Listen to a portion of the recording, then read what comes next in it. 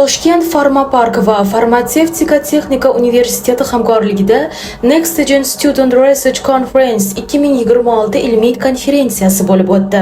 Mazkur tadbirda Farmatsevtika tarmog'ini rivojlantirish agentligi, Farmatsevtika texnika universiteti, Toshkent vaksina va zardoblar ilmiy tadqiqot instituti vakillari, professor, o'qituvchilar, talabalar hamda yosh tadqiqotchilar ishtirok etdi. Biz bu yerda sizlarga barcha imkoniyatlarni yaratib berish uchun tayyormiz. Hurmatli prezidentimiz butun sharoitlarni bizga yaratib beryaptilar. Bu yerda mana genomika markazi quriladi, klinik tadqiqotlar markazi, Vivari, shuncha ko'p bitta xudo xolasa obyektlar quriladi. Mana shu yerda sizlarni faol ishtirok etishlaringizni xohladik. Ilmiy faoliyatda ishtirok etish kerak bo'lsa, mana shu ishlab chiqarishda faoliyat ko'rsatish, o'zingizlar qilgan ilmiy faoliyatingizlar natijalarini ishlab chiqarishga tatbiq qilish imkoniyatlari hammasi bilan mavjud bo'ladi.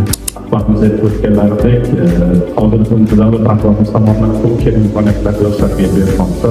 Oxirgi uchrashuvlarda ham yoshlarni uchrashganlarida sizlarga ishonchim katta, sizlarni hali qolgan ishlaringizdan qo'llab-quvvatlaymiz va shu sohada texnologiya sohasida berilgan va yangi yo'nalishlar farmatsevtika sohasini rivojlantirish asoslarni ko'rsatadigan bo'lamiz.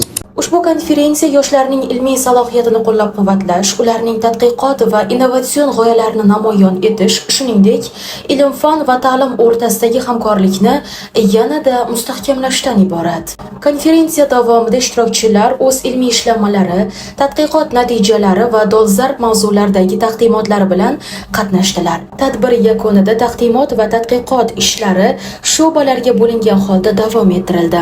Bu esa ishtirokchilarga o'z yo'nalishlari bo'yicha batafsil fikr almashish va ilmiy muhokamalarni chuqurlashtirish imkonini berdi.